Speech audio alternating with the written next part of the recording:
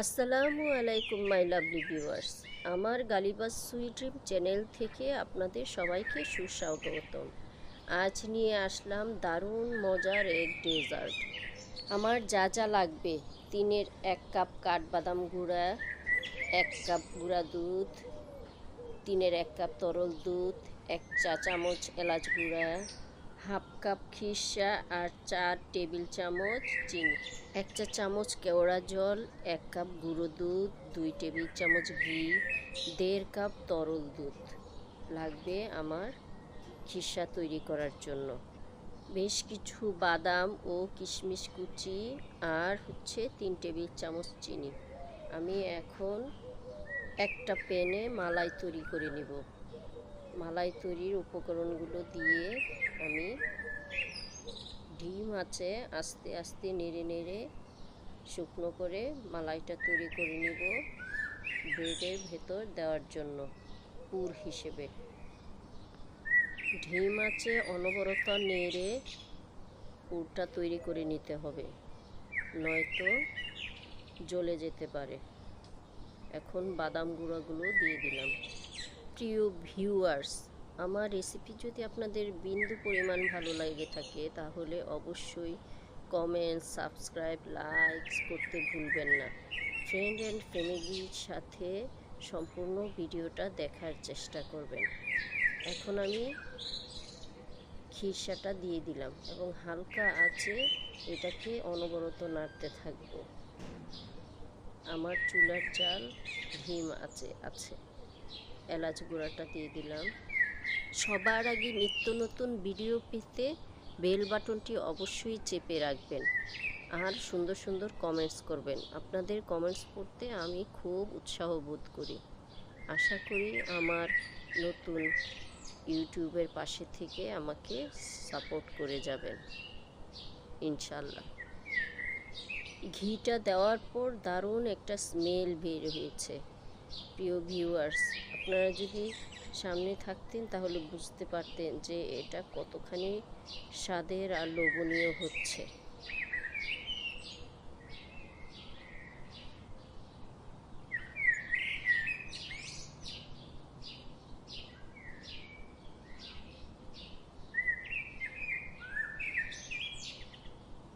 দাঁড়িয়ে থেকে অনবরত নেড়ে চেড়ে এই খিরসাটা আমাকে তৈরি করে নিতে হবে।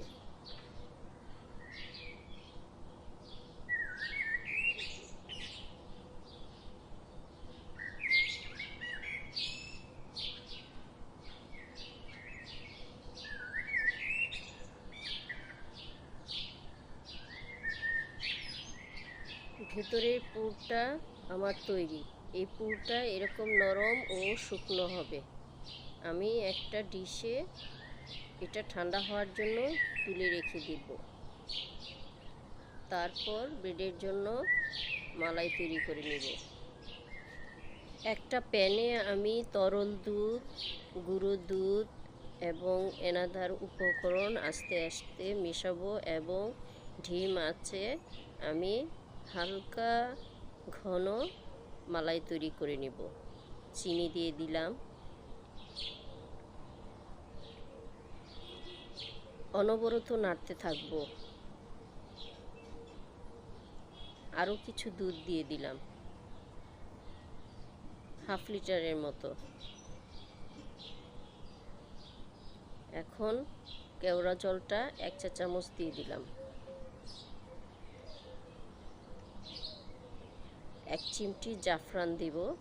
এটার স্বাদের একটা গ্রান হবে এবং হালকা একটা কালার আসবে।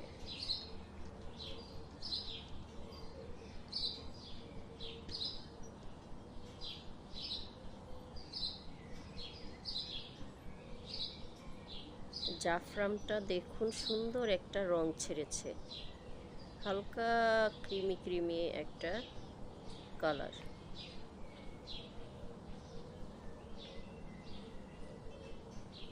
আমার মালাইটা হয়ে এসেছে।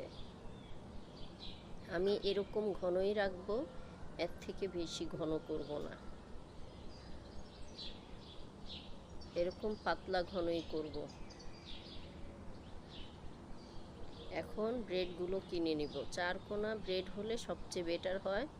আমি পাইনি, তাই আমি দোকানে যেটা পেয়েছি সেটাই কিনে নিয়ে এসেছি। প্রথমে আমি ব্রেডের সাইডে শক্ত আবরণগুলো কেটে নিলাম।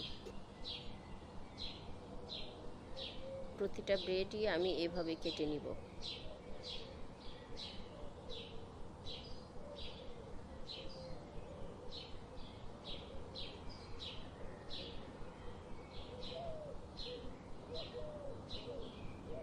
এখন রুটিগুলিকে একটা বেলন দিয়ে আমি চেপে চেপে ফ্ল্যাট করে নিব।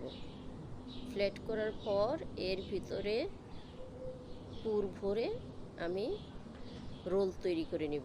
হাতে একটু ঘি মেখে নিব যেন খিসাগুলো আমি লম্বা লম্বা করে পুর তৈরি করে নিতে পারি। এটা আমি সুন্দর করে রুটির মধ্যে দিয়ে এখন ব্রেড রোল তৈরি করে নিব। আমি এইভাবে প্রতিটা ব্রেডকে বেলুন দিয়ে চেপে পরে ভেতরে পুর দিয়ে ব্রেড রোল তৈরি করে নেব। আপনারাও আমার মতোই চেষ্টা করবেন। অবশ্যই খুব সহজেই ব্রেড মালাই রোল তৈরি করে নিতে পারবেন।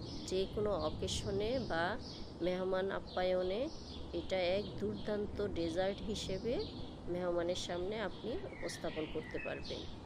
যে কোনো মেহমানই এটা খেলে আপনার প্রশংসায় পঞ্চমুখ হবে এবং বারবার আপনার কাছ থেকে এই ডেজার্টটাই খেতে চাইবে, আর আপনার কাছ থেকে রেসিপি তো চাবেই চাবে।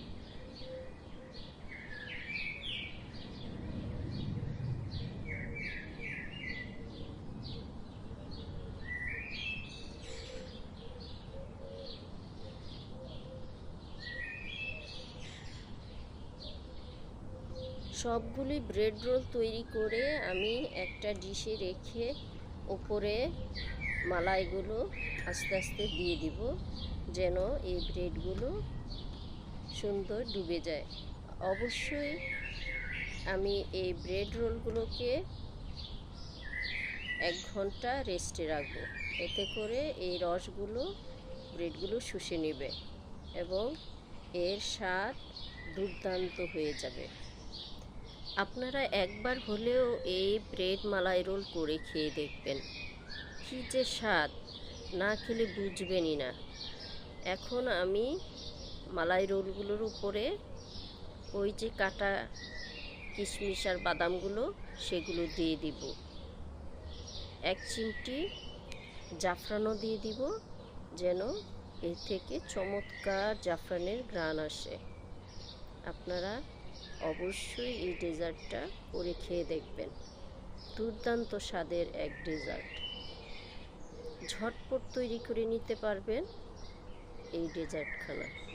ব্রেড মালাই রোল নিজে তৈরি করে খেলে দোকানেরটা আর কিনে খাবেনই না।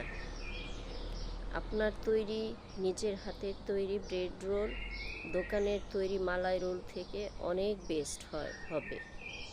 আশা করি ঘরে তৈরি করে খাবেন। দেখুন এটা কতটা লোভনীয় হয়েছে। এটা দেখতে যেমন লোভনীয়, খেতেও তেমনই লোভনীয়। অবশ্যই একবার ট্রাই করে দেখবেন। যারা আমার ভিডিওটা দেখছেন অবশ্যই সম্পূর্ণ ভিডিওটি দেখবেন, অল্পখানি দেখে ছেড়ে দিবেন না। সবাই আমাকে সাপোর্ট করবেন, লাইক কমেন্ট শেয়ার করবেন, বেল বাটনটি চেপে রাখবেন, সাবস্ক্রাইবও করবেন যেন আমার চ্যানেলটা আমি সামনে এগিয়ে নিয়ে যেতে পারি। প্রিয় ভিউয়ার্সরা, আমার প্রচণ্ড ঠান্ডা লেগেছে। আজ যদি আমার কথা বলার বাচনভঙ্গিতে কোনো সমস্যা হয়ে থাকে বা আপনারা বুঝতে না পারেন তাহলে আমাকে ক্ষমা সুন্দর দৃষ্টিতে দেখবেন। আশা করি সুস্থ হলে আমি আমার বাচনভঙ্গি এবং কথা বলার স্টাইল সুন্দরভাবে আপনাদের সামনে উপস্থাপন করব। কে কোথা থেকে আমার ভিডিওগুলো দেখেন বা দেখছেন অবশ্যই আমাকে কমেন্টসে জানাবেন। আর কে কোন রেসিপি চান বা আমার কাছ থেকে আশা করেন সেটাও আমাকে জানাবেন, আমি করে দেখানোর চেষ্টা করব। আজকের মতো এখানেই আপনাদের সাথে আমার কথা বলা শেষ। আল্লাহ হাফেজ।